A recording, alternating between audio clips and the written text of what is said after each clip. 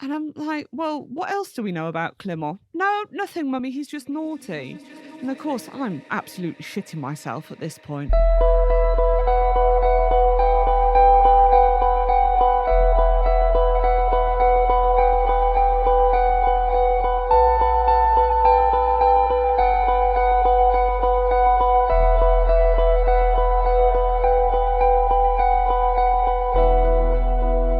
What's up, ladies and gentlemen, boys and girls, and welcome to episode 3 of Your Ghost Stories. So I guess we must be doing something right if people are still listening, Nigel. How was your week, man? It's been pretty eventful. Yeah. What's been going on? Well, I had a tooth pulled today, so I'm a bit tender. So if you start dribbling over the microphone, I know why. Yes, that is exactly why. There's no other reason. This week we have not one, not two, but 3 special guests. We have Emma, Tash, and Becky from the awesome podcast Spine Chillers and Serial Killers. These ladies sound like a lot of fun and gave us a pre-warning and asked us if we know what we're letting ourselves in for. So get ready for a hilarious show with no boundaries. Without further ado, let's get this show started. So hello, ladies of Spine Chillers and Serial Killers. It's a real pleasure to have you on board. Hi. Hello. Thanks for having us. Oh, that's all right. I first heard about you guys from our mutual friend, one of your listeners. Shout out to Jason Crisp. So me and Jason were stuck on the M25 coming back from a gig in London a few months back. And there was like a snowstorm. So we were like fully stuck there till about 4 a.m. And he put on one of your podcasts. Actually, it was about 30 East Drive. And I really, really enjoyed that. Oh, and, the Black Monk. Yeah, that's the one. Oh, so spooky, right? Yeah. And yeah, so we sat there on the M25 listening to quite a few of your stories in the early hours of the morning. And we heard some of your very own stories as well. So since we set up this podcast, we've been really excited to get you guys on board and to hear your stories in person. Thanks so much. We're really excited to be here. Oh, that's really sweet, but you've already heard them. Yeah, so I have heard your voices. It's just hard to distinguish who's who. We've set up a code that you're 1, 2, and 3. Yeah, no, I meant you've already heard the stories. If you... Yeah, 100%. I heard we listened to maybe about 3 episodes until about 4 a.m. and yeah, they were really awesome.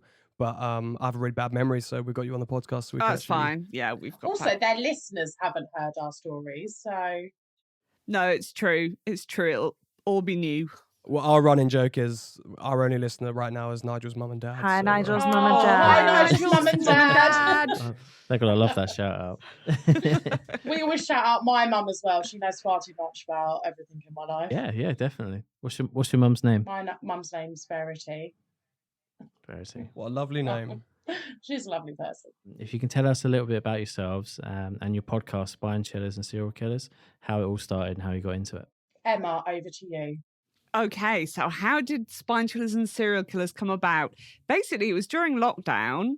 I was dead bored and I really liked spooky stories. So I started going live on Facebook, telling people spooky stories. And it was just something to keep me occupied. I'd research them during the week and then over the weekend do a live. And people really seemed to like it. So kept doing that for a while. And then Becky just messages me randomly out of the blue, do you want to do a podcast? And I'd wanted to do a podcast for so long, but I just didn't want to do it on my own. And I was like, yeah. And that was it. Me and Becky were I think we did 5 episodes. Yeah, that's right. Yeah, 5. Just as a twosome. And yeah, but there was something missing. So that's when we asked Tash to join because, it's always been me, Bex and Tash. So. And things are always better when there's 3 of you, isn't it? Oh, yeah, definitely. You guys make a great team. Yeah, like I said, I've listened to your podcast. You guys are a real good laugh. And so, yeah, I think this is going to be a lot of fun chatting to you. Thank you very much. We hope it's definitely a comedy. It's definitely a comedy, paranormal, true crime podcast. If you're looking for a serious podcast, do not come our way because that's not good. Yeah. You're not going to get it. Oh, there's too many of them, like dead serious podcasts out there, isn't there? So it's good to have a mix up and a bit of variety. Yeah. Definitely. I think we forget we're actually recording for other people when we're doing it, which we probably should remember sometimes. We definitely forget that we're recording for other people. I think the best way for us to do this would be go round one by one, and we'll each share a few stories. Well, we're not going to share our stories. We're just going to listen to your stories. So if you guys each can share a few stories from your own personal paranormal experiences. So Emma, we'll start with you if that's okay. Yeah, absolutely. You can choose. You can either have haunted manor house or creepy things that my child has said or Ouija board sessions that have gone really creepily wrong. Oh, that last one's got me intrigued. That really has got me intrigued. It's the worst one, though. It's the least interesting, but we can is start with it? that one. Is Yeah, it? we can start with that one. Let's start with the worst and slowly progress. Yeah. So when I was a teenager, I was really into doing Ouija board to the point where I was doing it almost every day. My parents had that house where everybody comes to, you know, everybody just piles in. It was that kind of household. The door was always open to all my mates and everybody just came and we all chilled together and got the Ouija board out. And it was all right to begin with, just mucking about, spooking ourselves. And then one day we were doing it with one of my friends who really sadly, his brother had committed suicide the year before.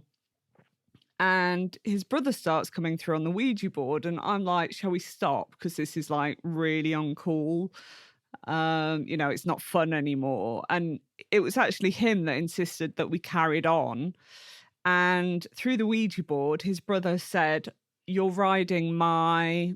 So we're in France, and in France, a very popular thing, when you're about 14, 15, you can either get a scooter, like a little moped.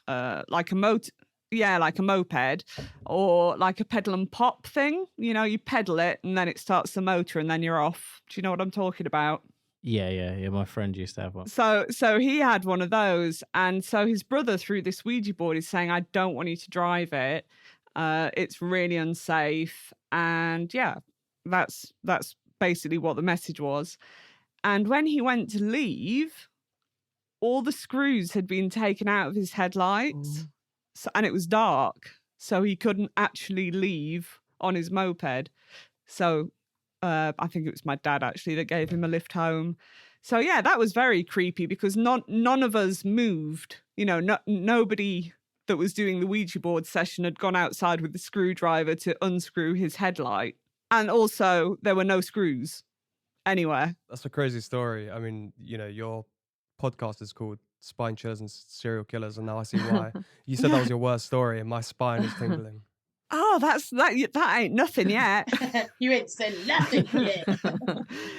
Another time we were doing a Ouija board session and it came through as some type of demon. I mean, if you've done Ouija boards, generally you always get, I don't know, somebody pretending to be a demon or some kind of devil or whatever. It's never a nice ghost called Phil who used to be a plumber. Do you know what I mean? Oh, I really wanted to. Phil. But anyway, we were doing this and it was quite creepy. I can't remember exactly what was coming through, but all of a sudden the lights went out in the entire house. And as they went out, I got slapped round the face. And as soon as I got slapped round the face, they came back on again. So we're talking like 3 seconds, 4 seconds. Are you confident it wasn't just your friend who slapped you on the face? Because it was hard. I tell you what, it was hard. It was hard as fuck. It was hard enough to leave a red imprint on my face. And none of my friends had moved. They would have had to be ninjas to do it that quickly anyway, without anybody noticing. You'd kind of hear someone rushing across, like you'd hear someone moving before the slap hit. I mean, there was a kerfuffle because the lights went out and we all shat ourselves, right? To be clear. Yeah. But no, I'm like 99.9% sure it wasn't one of my friends because that's harsh. You know, I think it was Phil because you wouldn't acknowledge him. You were trying to get demons. So Phil was like, I'm here. Angry Phil. I'm not such a nice plumber now, am I? So after that, I never touched a Ouija board again. Never been near one because that was a bit much. By the sounds of it, you were a bit of a Ouija addict back in the day. Absolutely, 100%, and fascinated. And I am still fascinated with it, but I am a firm believer that if you don't know what you're fucking with, then don't fuck with it. Yeah. I've done a few sort of sessions on a Ouija board when I've been at like a few of these like ghost tours. But yeah, I'm pretty sure that the people who were doing it were the ones moving it. Oh, we did one, didn't we? Yeah, it I just can't didn't remember feel where it right. was. It It didn't was a feel bit of a right. crap night. But yeah, we did one, and this guy was there with this big camera set up and everything. And you know when you just know this guy was just like he was just trying to get some content for his YouTube channel or something. But yeah, I mean, I fully agree that you shouldn't fuck with Ouija boards. But yeah, in some circumstances, if you're with people you trust and you know it's happening, it's scary as fuck, and you shouldn't 100% shouldn't fuck with that stuff. Really cool stories, though. Thank you for sharing those with us. You're more than welcome. You're more than welcome. I can So you're more than welcome. Yeah, you're more than welcome to carry on with some more of your stories. Are you sure? Yeah, go for it. Do it. Which one? Haunted Manor or Creepy Kid? Yeah, the Haunted Manor. Haunted Manor. Okay, so when I lived in England, so this would have been back in the late 80s, we lived on the grounds of a manor house. So the manor house, if I remember correctly, dates back to the 16th century. I mean, it's been renovated and bits have been added on since then, but the original foundation is from the 16th century. And it had been turned into a college for teaching assistants. So the teaching assistants would come on conferences, etc. They would stay multiple days. So it was set up. They had restaurants and bedrooms, and for people to be able to stay for these courses. And my dad ran it, and because he was the boss of it, we had a house that came with a job, and the house was actually in the grounds of this manor house. So even though we didn't live in the manor house, I am aware of quite a lot of activity that happened there.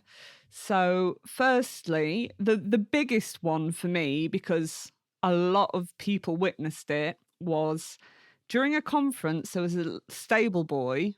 Well, I say stable boy. He was walking across the old stables, dressed in like a brown flat cap and brown breeches and long socks. You can kind of picture is that Victorian? I don't know.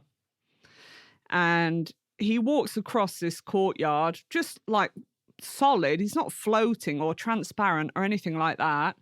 And 50 people in that conference room all saw him, and they all pointed it out because they thought the college was putting on some kind of a show for the day, some kind of, what's the word I'm looking for? Entertainment? Yeah, some kind of entertainment for the day, but they weren't. And that little boy did not exist. And yet 50 people saw him walk across the stable yard. So that's pretty creepy. I mean, very creepy, some would say. Was it in broad daylight as well? Yeah, this was middle of the day. Yeah, middle of the day. The housekeeper had a house that was actually attached to the manor house, so it was part of it. And he said, like, almost every night he would hear horses whinnying, kicking buckets, just generally making horse noises coming from the stable blocks that had all been turned into bedrooms. So there were no horses. So I think he was just like hearing residual noises from back when it was full of horses.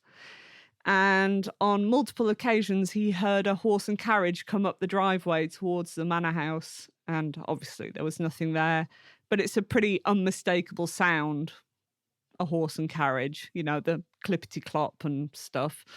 Yeah. It was good, good description, clippity-clop. Yeah, very that's good. the only other way to describe it. Yeah, we don't need to put any sound effects now, so we'll just use that as a sample. My dad, now he never actually saw anything terrifying, but the interesting fact about this manor house was that on the grounds were 3 gravestones. Now they weren't for humans, they were for dogs. So there were 3 dogs, I don't know, that had passed at some point, and somebody had actually built them like a little tomb with their own gravestones and everything. So my dad, when he was working down at the manor house, would be constantly tripping over dogs that weren't there. Wow, what would he see them, or would he just feel them like? No, he would just feel them. He'd walk backwards. And my dad had worked with dogs all his life. He'd been a dog trainer in the army. And we'd had dogs all our lives. So he knew I know what it feels like. Everybody knows what it feels like to trip over a A dog. soft, furry, but very unmovable object. Yes. And you're like, you little fucker, get out my feet. So yeah, he was constantly tripping over dogs that weren't there. Another time there was a conference going on and my dad went to check that everything had gone well. And the speaker said, yeah, everything was fine, except this one door that would not stop opening by itself. And my dad's like, what do you mean? There isn't a door in there that should be opening by itself. And he's like, well, it was just constantly opening. And every time I shut it would just open again. It was really annoying. So my dad says, well, go and show me. And they go into the conference room and the guy shows my dad a door that's painted shut and that doesn't open. That's freaky. This one always gives me shivers whenever you talk about this one. Yeah. Yeah. Don't like it. So this guy just kept seeing, he was walking into this room and he just kept seeing this door open. But then when, he went to go prove it to someone or show him the door, like you said, it was just completely sealed shut. Yeah, completely painted shut. It did not. Imagine the it would not feeling when you open. see that and you think, oh my God. So how do you explain that without, your dad just thinking he's nuts? Yeah. Yeah. I think my stomach would drop straight away if that was me. If I was No, that I guy. promise it was really there. Yeah. No, but the thing is, my dad believed because very shortly after he actually took the position at the college, the vicar it was a small village up in Yorkshire, and the vicar of the village contacted my dad and said, do you want me to come down to the college and sort them out? And my dad's like, what you on about? I've no idea what you're talking about. And he said, well, it's coming up to Halloween and I know the spirits down there get a bit overactive during this time of year. And my dad was like, what the fucking hell? Because he hadn't been there for very long. So he didn't believe in ghosts at that point, but he sure did afterwards. That's for damn sure. How long did he stay working there for? Wow. So we moved to France in 1993. So probably about 7 or 8 years. That's a lot of dogs to trip over. So long enough. Yeah. He'd start knowing, that was the sausage dog. Yeah, that was the collie. And that was, yeah. It's kind of touching though that someone actually, built them little tombs and stuff. I think that's sweet. Oh yeah, it was very sweet. It was very sweet. My brothers actually got jobs as waiters because there was a fully functioning restaurant in this manor house for the people on courses. And my brothers actually got jobs waitering. Waitering? Is that a word? Waiting. I'm good. Waiting tables. And they were walking because our house was like a 5-minute walk. So they were walking back and they got chased by a dog. And when they turned around to see where the dog had gone, it wasn't there. Oh, didn't like them then, did it? No, it did not. It did not. He's seeing them off the grounds. The most intriguing story was actually my grandparents came to stay for Christmas and we didn't have enough room at our house, so they stayed at the college because, as I said, there were bedrooms and stuff. So they had a room down at the college. Anyway, my granddad, he wakes up about 6 o'clock in the morning and there's a little girl by his bed. And she was about my age. I think I was about 6 at the time. And he just assumed that I'd wandered down. As I said, it wasn't a very long walk to see my grandparents. And he was kind of coming out of sleep and thinking, oh, I really need to get Emma back before her parents realise that she's gone, kind of thing. And the more he's waking up, the more he's realising that this little girl actually does not look like me whatsoever. She's got a little bonnet on her and she's wearing a little pinafore dress, and she just reached her hand out and touched his hand and smiled at him. And as she did that, a woman walked through the wall, smiling as well, picked up the little girl and walked back through the wall. Now, my granddad is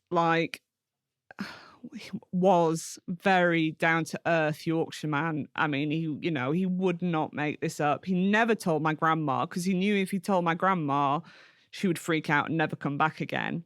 But he did go and tell my mum and dad. He was like, I can't believe what I just saw. And my dad said, it's really weird that you've said that, because actually where your bedroom is now used to be the old nursery quarters when it was a family home. So that would have been where all the children and their nannies stayed. So, Ooh. And she walked through the wall because that's probably a room that has changed since. Yes, exactly. It's been renovated. So she was probably walking through a doorway that is not there That's anymore. so creepy, because they obviously knew that he was there because they smiled at him, and he could see them. So it's so crazy. Yeah. I'd be proper freaked out. Oh, it freaked him out. It definitely freaked him out. But there was nothing, it wasn't aggressive or terrifying. It was just a bit like, what's going on? Yeah, especially when you're just waking up. Yeah. Yeah, exactly. 6 o'clock in the morning. You're like, what's going on, man? What the hell? I take it Granddad's a believer now then. He was after that. Yes, most definitely. And he never told my grandma about it ever. He never, ever said a word to her. I'm just trying to think if anything else weird happened. What about the soldier? Oh, yes. Two things. So my mum was actually driving. We could get to our house like from driving all the way in front of the manor house. There was like a big driveway that went all the way up to our house. And as she drove past, so the manor house was locked down. There's nobody in there. She turns to look at it because it was a stunning building. I'll send you a photo. It's absolutely gorgeous. And she sees a woman in the window just looking out. And she goes to my dad when she gets home, is there somebody at the college? And my dad's like, no, there's absolutely nobody in the college. Everything's locked up. There's no cleaners. There's nobody.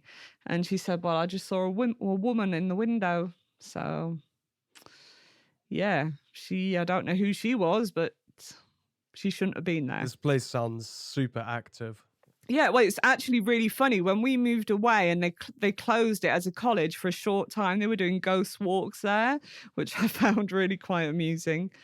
And yeah, the last story, there was a kitchen lady called Angela, and she'd worked there for years. Lovely lady. She was a farmer who had a part-time job in the kitchens at the manor house. Again, very down to earth. And one day she was just working alone in the kitchens, tidying up, and she saw a Roman gladiator walk through the wall in front of her, walk across the room and vanish through the other wall. That's not the worst part. The worst part is she only saw his torso and his head. There were no legs. So the legs had obviously stayed at the level of the floor when he was alive. And she was just, witnessing this torso and head moving across the floor. And she actually quit. She was like, that's enough. I don't blame her. Yeah, wow. I think that would be enough to make anyone quit. Yeah. She'd worked there for years. She'd seen loads of stuff, but that was it. She was just like, nah, I've had enough of this. And yeah, she quit her job. That's weird. It sounds like there's so many different characters at this place. It's not just a ghost and kids and babies. It's also, like you say, a Roman soldier. Like, what are the chances? I know. So yeah, I think that's about it that I know of at the manor house. That's amazing stories. Really, really fascinating. So did you say that's in France? No, that's in England. That's up in North Yorkshire. Yeah. Try and visit it one day if it's open to the public. Oh, I think it's for sale at the minute, actually. Do you want to go halves, Definitely can't afford that. We can do our podcast from it. Or wear a big top hat and act like a little brat and be like, oh, daddy, buy this for me. Just go for a free tour. And then take loads of pictures. Really, really cool stories. So I think you've got one more. I think I actually heard this one on your podcast before. But Nigel and our listeners haven't heard it. So please go ahead. The creepy kid stuff. Let's do it. All right. So this, I oh, I actually did see something. So yeah, I can give you first-hand experience. So I've got two little girls, but it was my eldest who was the creepy one when she started to speak. And I always had this in the back of my head because I've seen horror films and I know kids are creepy and they say weird stuff, and kids' toys when they've run out of batteries is like the worst thing in the world. And I've got all this going around in my head. And anyway, when she starts to talk, she says she's got an imaginary friend called Leo. And I'm like, cool, that's not terrifying. But she was fine. They played together. Nothing really particularly spooky apart from when she said, he's crawling under the duvet to get into bed with you, Mum. That was horrible. That's horrible. Did not like that whatsoever. But she did know a Leo. She did know a Leo from school, so I just thought, it's just her imagination. It's all good. Then she gets another imaginary friend called Sarah, and I'm like, great. There's two of them now. House full. Yeah, I know. It's getting a bit crowded. And again, nothing particularly scary. She plays, she chats. There's nothing horrifying about it, apart from when she said things to us like they'd perch on the windowsills and watch us all sleep, which not a fan of stuff like that. And then, out of nowhere, we get a third. So just like Leo, she did know a Sarah, so I could kind of find a logical explanation, child's imagination, she's just going with the name she knows kind of thing. So this third imaginary friend turns up, and he's called Clément, which is a French name, and she definitely didn't know a Clément. I checked. I went through every kid at her school. Nobody was called Clément. There wasn't anybody that we saw or hung about with called Clément, so I have no idea where she came up with this name, and it's quite an old-fashioned name actually, Clément, really, isn't it? Yeah, it is. You should have started charging these residents rent, right? Yeah. And so she starts telling me about these invisible friends, and she says Leo and Sarah are brother and sister. Okay, that's fair. And then she says Clément's naughty. And I'm like, well, what else do we know about Clément? No, nothing, Mummy. He's just naughty. And of course, I'm absolutely shitting myself at this point. I'm like, couldn't he? Don't trust the naughty No, one. couldn't he have been like silly or funny or, Hilarious. Yeah. But no, he's naughty. And she wasn't actually very keen on him. She would get quite uncomfortable whenever she said he was about, which was, again, quite freaky. And anyway, one day we sat at the dinner table and we were having a family dinner. I actually had my in-laws here and we're all chatting away. And she comes out, this two and a half year olds, and says, and my invisible friends, they're all dead, right? And, and me and my mother-in-law looked at each other like, what the fuck just came out of this beautiful, darling child's mouth? And my husband's like, right, no, it's fine. Because he's very, level-headed. It's just pretend, isn't it? And she's like, no, Daddy, they're all dead.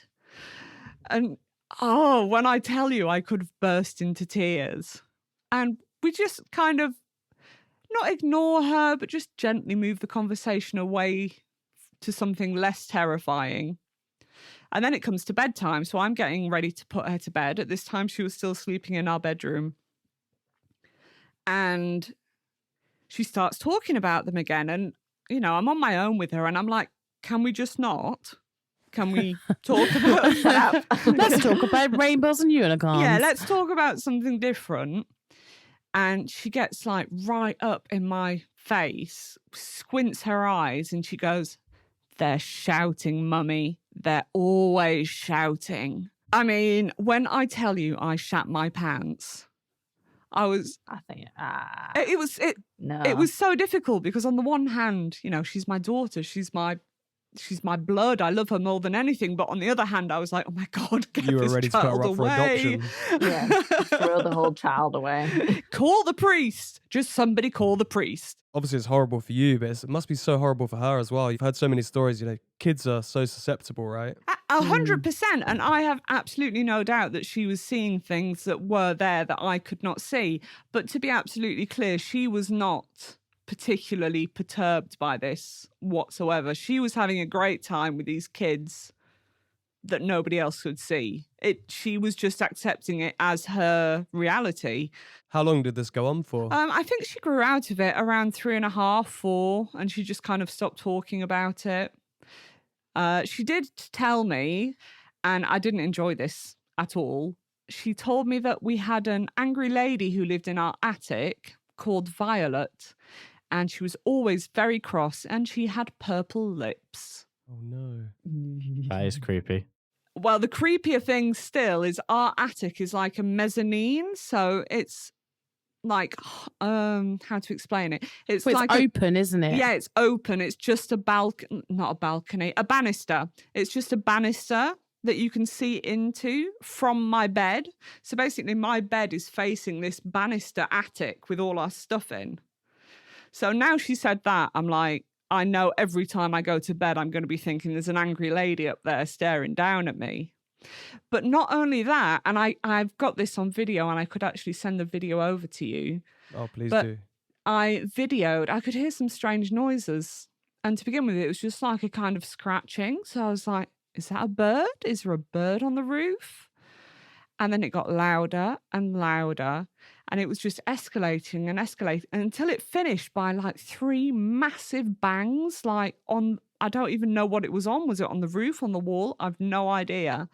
I was sat with my cat, and the minute these massive bangs happened, my cat starts purring because he's obviously picked up on the fact that I'm really frightened. So, you know, cats purr to kind of reassure you. It's all very therapeutic. And so, yeah, that happened. And that's actually happened multiple times, that these massive loud bangs have just, I've got no explanation for it. My husband's like, it's birds. And I'm like, okay. It's the bird. With their massive hands. It's a bird wearing, stamping their huge feet with their boots on the roof. They've got Doc Martens on, and they're whacking a frying pan against the wall. Exactly. So yeah, that's what birds do. I've still got all this creepy child stuff to come. So I was just saying to Tash before you guys joined the call, my daughter's due in like 4 weeks' time. And funnily enough, we're actually going to call her Violet. So I think we might, I'm changing my mind now. I'm sorry. Oh my God. I don't ruined it. Tainted the name. No. Oh, I'm so sorry. I'm so sorry. Yeah, it's really put me off now. Violet. I'm sure she'll be a lovely Violet, though. She'll be very cute. Hopefully she won't have blue lips and be evil. I mean, when she's born, she will definitely have blue lips. They all come out a bit blue purpley. They are a bit gross to begin with. Be prepared. They're all slimy. Be prepared. No, it'd be really, don't watch the placenta come out. Don't. Oh, God. My husband's never looked at me the same again. I'm going to, try and avoid as much as I can while still being present. Poor Jamie doesn't need to hear this right now. Yeah, I'm not ready for this. But congratulations, that's really cool. Oh, thank you so much. Yeah, very excited for it. It's going to be a whole new experience in itself. Yeah, just wait till she talks. It's fun. Yeah, no, I can't stop looking forward to that now. They never stop. To be fair, Becky and Tasha's kids have never been creepy. So I'm just lucky. I spoke about it a bit in the first podcast that we did, but I had this kind of similar experience, a bit paranormal, I guess. So I was driving with my mum, and I just came out to my mum, I've been here before. And she was like, what do you mean you've been here before? And I went on, told her this elaborate story about how I used to be a farmer and all sorts. And no way! Yeah. The whole story is in the first episode. So that's crazy, because actually my youngest, who has never really said anything creepy, the only time she said anything creepy was, when I used to be a farmer, when I was a grown-up. Yes. Maybe they knew each other. Maybe we used to farm together. Yeah. Because she was picking up snails and slugs off the road and putting them into the verge so they didn't get squished by the cars, which is very sweet. And that's when she said, I used to do this on my crops when I was a farmer, when I used to be a grown-up. And that was fun. That's nuts. You hear so many stories about kids being reincarnated. They must have this connection to the spirit world or, past lives and all sorts? Oh, I definitely think they remember it. I think they Yeah, they do. remember it to a point. Yeah. There's actually a really good book, if that's interesting to you, called The Children That Time Forgot. And that's full of stories of children who remember their past lives. And it's a really good book. So fully recommend. It's a good read. So many of these stories, they can back up as well and, verify. And there's, evidence in history that, that person was really there. And how's a kid going to know that? I know, it's crazy. It is crazy. Absolutely mental. But yeah, I think I'm done now. I think I've got all the creepiness out. There were some stories. You've really kicked the show off. Awesome. Is your spine chilled? It chilled quite a few times throughout your story, I'm not going to lie. Especially when you started talking about the angry woman in the attic. Yeah, no, but Becky doesn't like her. I like to remind Emma of the purple lips lady. Because Becky's a bitch. I am. Does Becky now have to follow up your stories with my one story that I've prepared? No pressure. No, it's a good one. I just want to say sorry to our lovely listeners for interrupting these truly awesome stories. This turned out to be quite a long episode, so we've decided to split this episode into two and leave you hanging in suspense before we get into Becky's amazingly haunting story. Let me tell you, it brought shivers down my spine. It's one of the best ghost stories I think I've ever heard. You are really going to love this. Please tune in next Wednesday for Becky and Tash to finish telling their stories here on Your Ghost Stories. You won't want to miss it. If you haven't already, please be sure to leave us a review on whichever platform you're listening on to help us grow this podcast. If you're listening through Apple Podcasts, you can drop a review right away, or if you're on Spotify, I believe you have to listen to a handful of episodes before you can leave a review. Also, please be sure to find us on Instagram and Facebook at Your Ghost Stories Podcast. If you'd like to get in touch or join us on the show, please email us at yourghoststoriespodcast@gmail.com. Until next week, sleep tight.